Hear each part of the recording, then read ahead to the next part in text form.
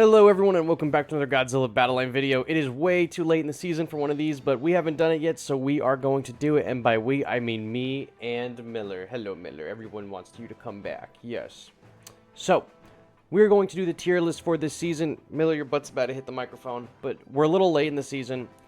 Although I do think it is good to have these tier lists every season, because I'm going to say season a million times. It's good to have these tier lists, because going into the following season, unless a character is absolutely, completely game-breaking busted, this list will most likely hold up. And I recommend that you go and look for other tier lists as well. Not saying mine isn't good, but it's always good to get a second opinion. You don't have to take my word for gospel. Although I think my truth is the real truth. So, we will talk about these units down below. Kids, Tokyo version, Godzilla 1954, Super Mechagodzilla, the Destoroyah Ariake version, and Chibi Mechagodzilla. Now, these three right here got buffs this season, so we will talk about them first. Kids got a cost reduction and a shortened transfer timer. All good changes to Kids. It's basically going back in the same place as it was. I don't really think that there is a reliable way at this point, unless they make Kids busted, to fit Kids on your team. Maybe if the cost was reduced again and the I was gonna say the temporal timer. I mean, it kind of is time travel, right? The transfer timer is shortened again. I mean, this could be really good for putting some devastating pushes into your opponent's backyard, but they are so easily telegraphed by the previews of all the characters. Like when you use Kids, like the shadows of all the characters show up, so you can see them, and you can plan accordingly, and you can hold your defense. So, Kids' biggest drawback is that it shows your opponent where the monsters are going to land. And it's just going to give them an easy time to clap back. So, that's still going in D. I really don't think it's that useful. You could probably make an argument for the bottom of C in some decks, but I think just overall, it's going to be in the D. Now, Godzilla 1954 Tokyo, or Old Man Jenkins. He got an attack speed increase. He got his attack distance increased, and he got his search range increased. These are pretty decent changes. It makes him a lot better than he was. And this season, especially with all the stuns going around, his immunity has come in handy. So I am going to move him up into the A tier. I don't think he's at the top of the A tier. I think last month, I had him in the B tier. I don't remember. But I'm putting him in the like high-ish A tier. He's immune to a lot of status effects, so if we ever get characters that are added, that are busted with status effects, down here, he's going to be a really good counter to them. Now, he is a bit on the newer side.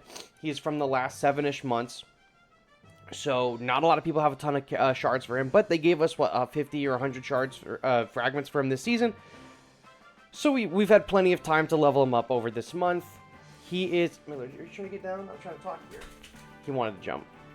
So, Tokyo Godzilla, very good unit. I think that he does need some support. He's not going to 1v1 like an entire push or anything, but he is, as long as he's getting buffs like this, that's going to be good. And as long as busted characters are added that he's not affected by, he's going to be good. So he's going to go into the like mid/high A tier. I think he is situationally extremely strong. You could end up facing a deck that, he doesn't work against, like Godzilla -1.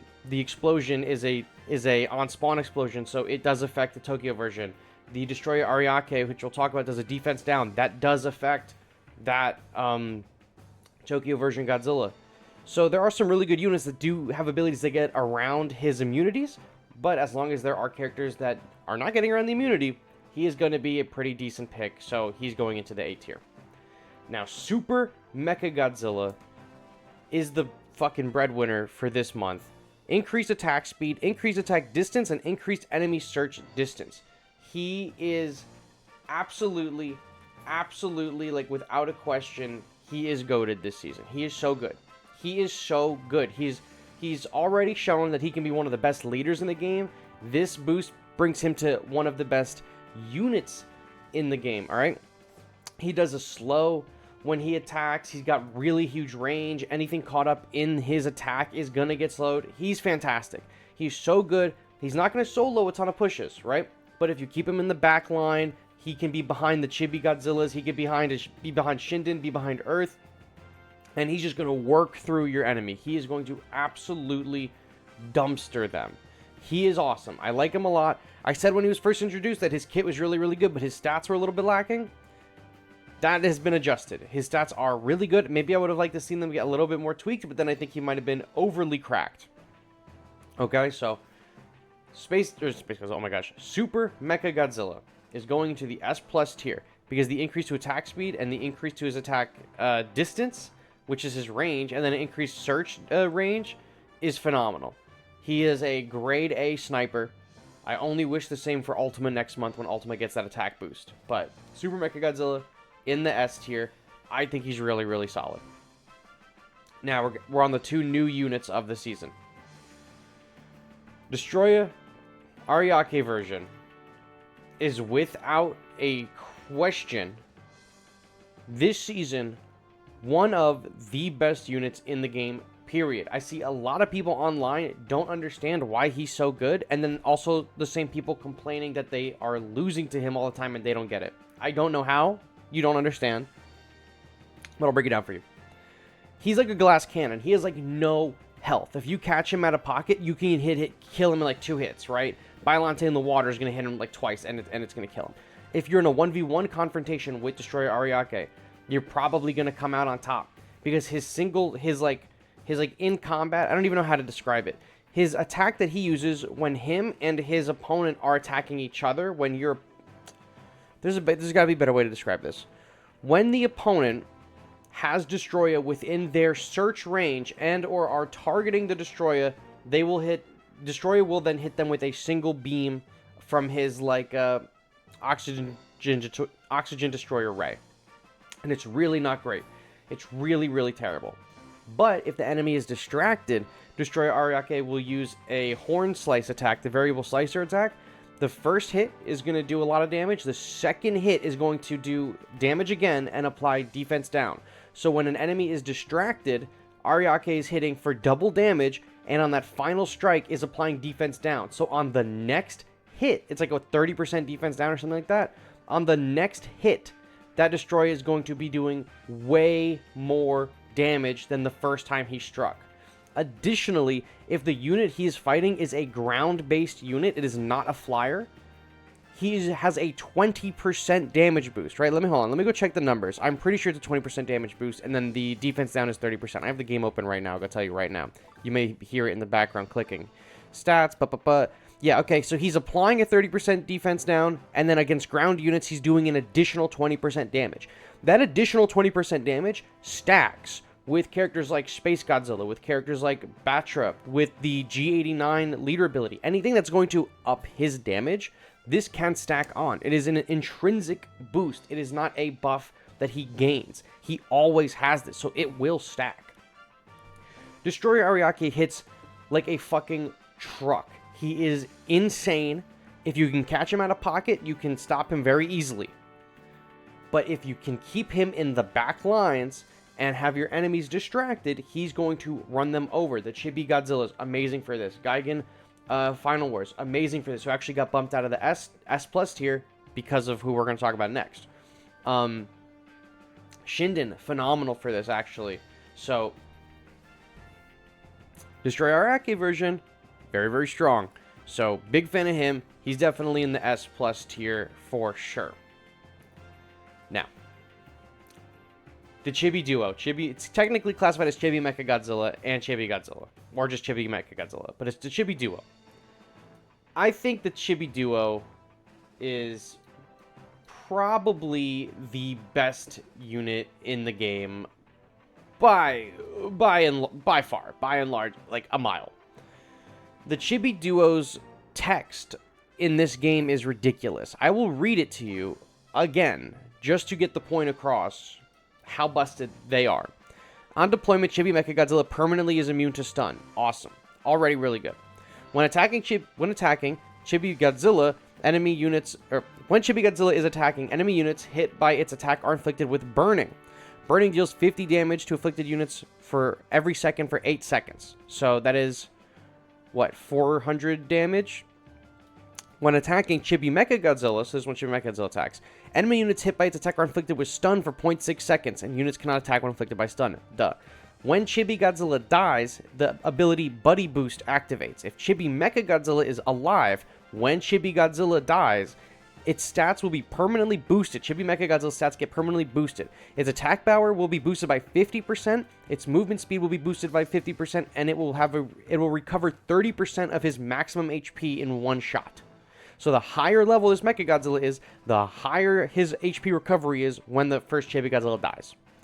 And then when Chibi Mechagodzilla dies, the ability Tempura Fryer activates. If Chibi Godzilla is on the battlefield when Chibi Mechagodzilla dies, it will perform an action to revive Chibi Mechagodzilla 3 seconds after Chibi Mechagodzilla dies. Chibi Godzilla will quickly run over to him and revive Chibi Mechagodzilla with 50% of its total HP. Again, the higher the level of the Chibi Mechagodzilla, the higher this health gain is going to be.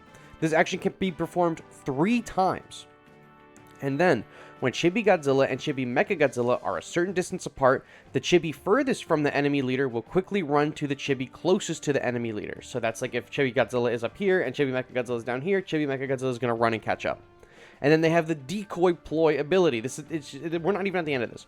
If Chibi Mechagodzilla is on the battlefield, when Chibi Godzilla's HP falls below 70% or more, Chibi Mechagodzilla will perform a unique action. Chibi Mechagodzilla will inflict surrounding enemy units with Compel, like the Shinden, for 10 seconds, and it is a much wider range of Compel than the Shinden is. Enemy units affected by Compel will prioritize attacking Chibi Mechagodzilla above all else.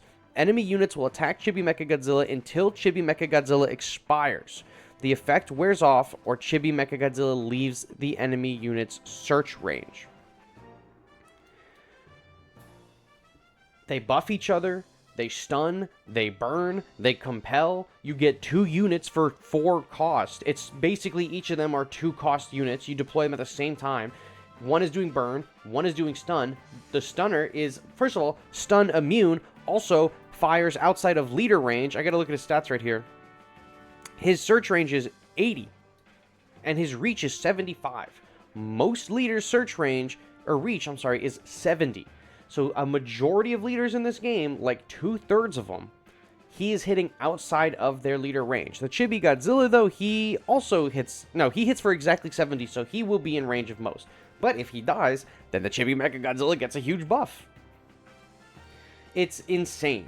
They are insane. I would be shocked if they didn't get nerfed in the next, 2 months. We already know they're not getting nerfed next month. We already have the balance adjustments for the previous month. I already have that video up on this channel.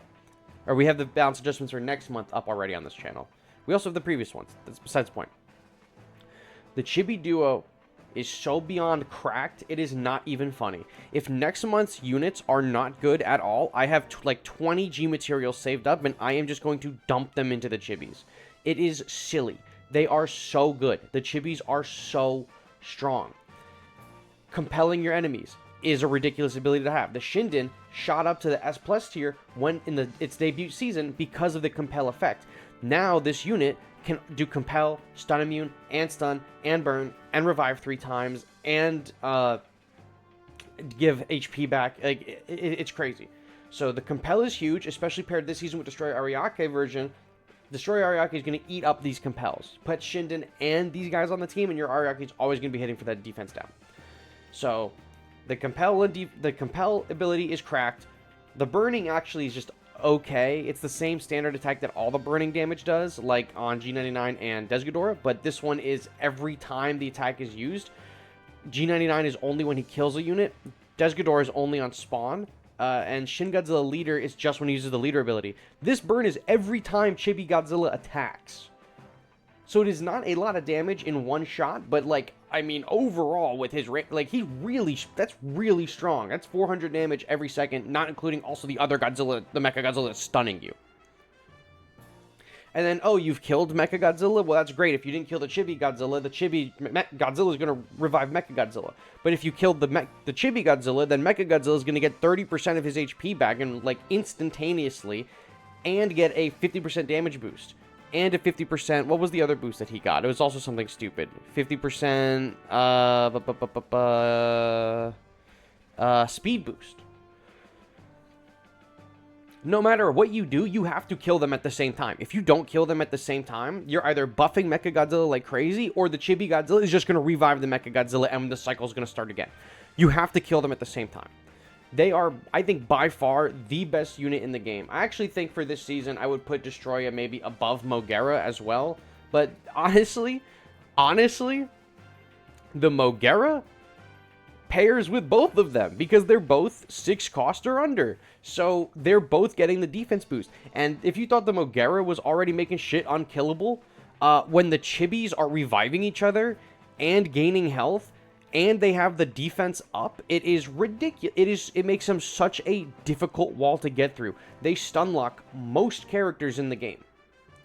Like, -1, once that explosion goes off, if those Chibis aren't dead by that first explosion, that -1 is stun locked and will die immediately. They will stun lock like the regular Destoroyah. They can't actually, Earth stocks are up because they can't stun lock Earth, but he is probably going to run through them. They'll stun lock pretty much everything. They're crazy. I really am a big fan of the Chibis. I know a lot of people hate the Chibis. A lot of people hate the Destoroyah Ariake because they're busted. And we have been moving in a trend of characters just getting increasingly more cracked as time has gone on. The power creep is insane. I would also like to argue that for maybe a year and a half, like, the S+ tier of this game never changed. It was always like Destoroyah. I'm sorry, it was Batra, like Mothra Leo, the Kamacuras, the Dimension Tide, the Trains, like Godzilla Ultima. Like, for years, we had the same meta constantly, but now the meta changes every month, pretty much, and people complain about it. I get it, because there's also not a whole lot of opportunity to level up these characters. I'm just happy that they're rented, so that every month I can try new decks. But it almost does seem like you have to be running some of these characters. However, a lot of times, after the month moves over, some of the characters get dropped. Like, I really haven't seen any 1000-Year Dragon Ghidorahs or Biolantes, and that is probably because not a lot of people have levels on them. Or the Biolante variant, I should say. I feel like next month we will see a lot less Destoroyah Ariake versions, the Destoroyah Dab version. But the Chibis, I think the Chibis are here to stay. They are so just phenomenally good, and unless there's a character that enters the meta that is just a strictly hard counter to the Chibis, I think they're going to be good. Even I don't even know how you would hard counter them. They have so much going on. So I think the Chibis are here to stay. Next season, maybe they won't be at the top of S+, but they're definitely going to be an S+ next season. The Chibis are so ridiculously good. I am a huge fan of the Chibis. I am a huge fan of Destoroyah Dab. I love Destoroyah. I love Destoroyah having a second cracked character in the game. So that is what I got for you guys today. Thank you all so much for watching, and I will catch you on the next one. Bye-bye.